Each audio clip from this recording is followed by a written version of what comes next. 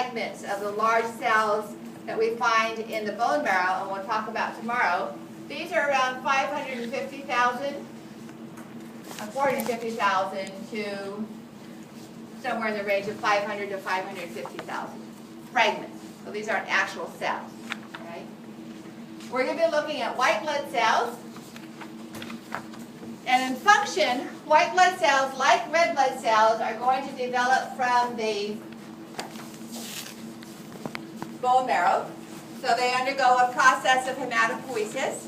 They develop from hemocytoplasm, which are the stem cells.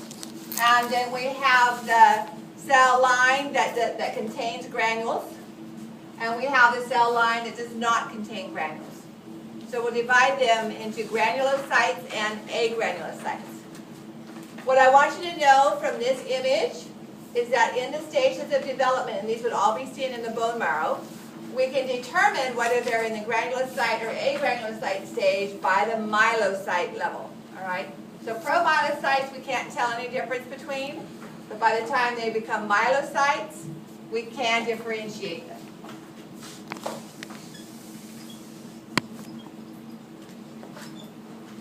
So we can differentiate between granules and agranulocytes.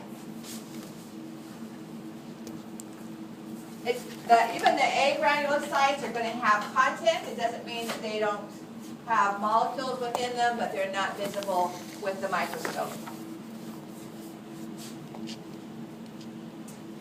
When we look at the cells, there are 5 types of white blood cells.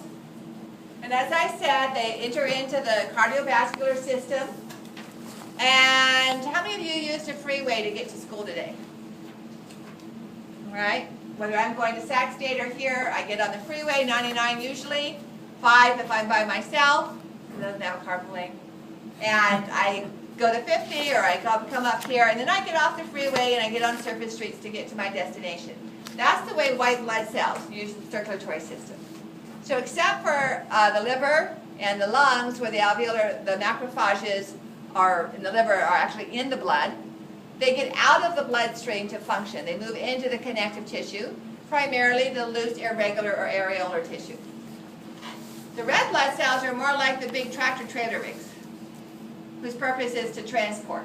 And they're up and down the freeways transporting goods, but the red blood cells never get out of the bloodstream. And their purpose is to transport oxygen and carbon dioxide. All right, but we don't see the function. Your blood should be sterile. White blood cells function in defense, and we don't see the need for defense. We shouldn't in the blood. All right, it's out near the surface that we see that need. So we have 5 types of white blood cells, and as I indicated earlier, we can divide them into granulocytic or agranulocytic components, and we're going to look at the first 3, which have the granules, and the last 2, which do not. But over here on the side, before I do that, I want to put them in the order in which we see them. So if you were to do a search, you had a microscope out, and you have a whole blood smear. The blood is smeared. That's not a section through the blood cell. That's the whole cell. And you were to do a count and count 100 cells. You might have a headache by then. But they have special counters that you look through the slide. Now they're computerized. But you would push a button for neutrophil and another button for an eosinophil. You could do it really fast if you were trained and look through the slide and count them. That's what a CBC means, is a complete blood count. All right. So the most common of these cell types is the neutrophil. It's a granulocyte, and approximately 70% of all white blood cells are going to be granulocytes. If you get a generalized infection, your white blood cell count goes up, and most of them are the neutrophils. The next type are agranulocytes, the lymphocytes, and about 20% are lymphocytes. Then we have the monocyte. Have you ever heard of a monocyte? And I'm not talking mononucleosis because that involves lymphocytes, not monocytes. It's a agranulocyte. There's approximately 8 to 10% are monocytes. I know you've heard of them. Once the monocytes leave the blood, they become macrophages. And so that's when they differentiate and develop the long cellular processes that are capable of phagocytosis. Then we have the granulocyte eosinophil.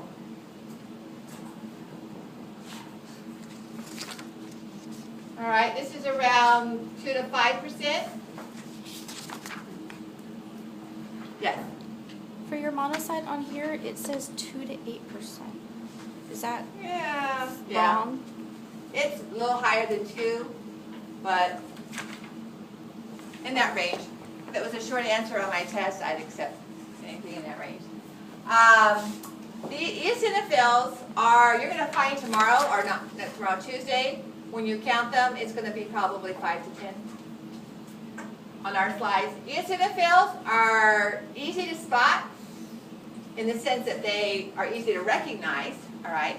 They're not very numerous, but you should see at least one when you do a blood count on Tuesday. And I only have you count a total of 50 between a couple lab partners, all right? The last type are granulocytes as well, and they're less than 1%, around 1%, either less or slightly over. Though I've had entire labs where not a single person found a basophil. Okay? A lot of students will think they found one, but they were actually looking at a lymphocyte. And I don't mind checking, but I usually end up disappointing the student because they're pretty rare.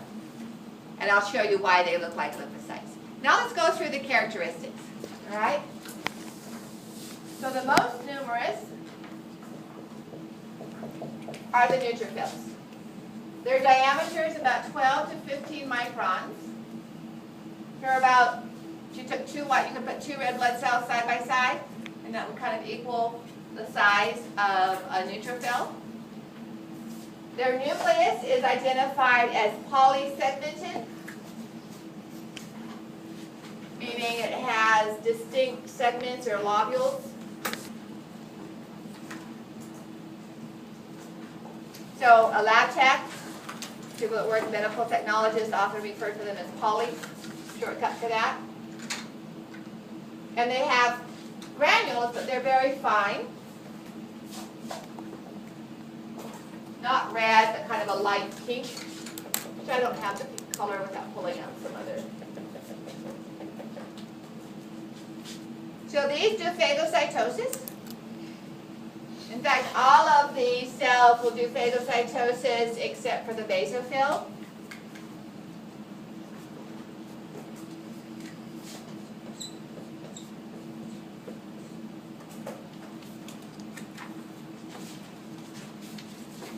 But neutrophils and the monocytes becoming macrophages are probably our most well known for phagocytosis. So obviously they're going to have chemicals in them that can break down lysosomes. Macrophages and neutrophils have lots of lysosomes.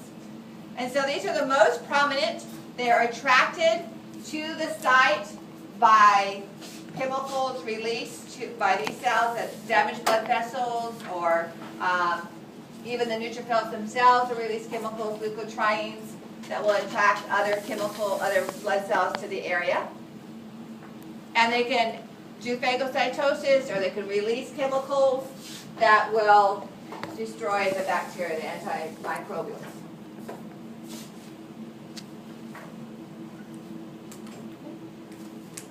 Yes? I don't get, what are they attracted to? So they're in other words, if there is a damage to the tissue, a wound or an infection, these cells will release chemicals. Macrophages are a form of white blood cells. Neutrophils can also release chemicals, and they are identified as, well, the class is called a cytokine, but they also release leukotrienes, which will attract these other components.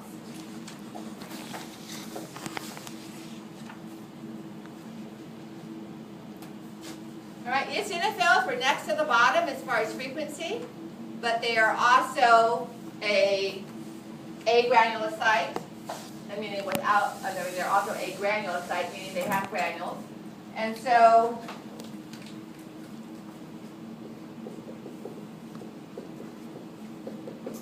these have a bilobed or a horseshoe-shaped nucleus. Size of those? Bilobed. No, size? Oh, size. It should be in your lecture notes. I think it's about Same size. Just one. 12 to 15. The basophils are about 10 to 12.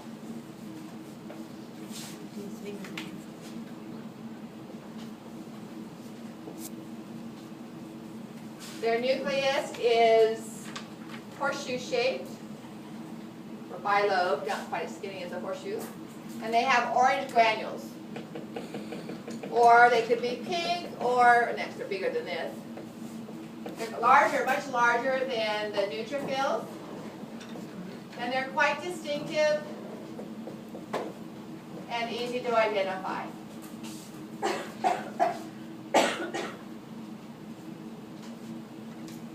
They are increased in parasitic infections and in allergies and asthma. They break down the basophil that can be released by the breakdown of histamine that can be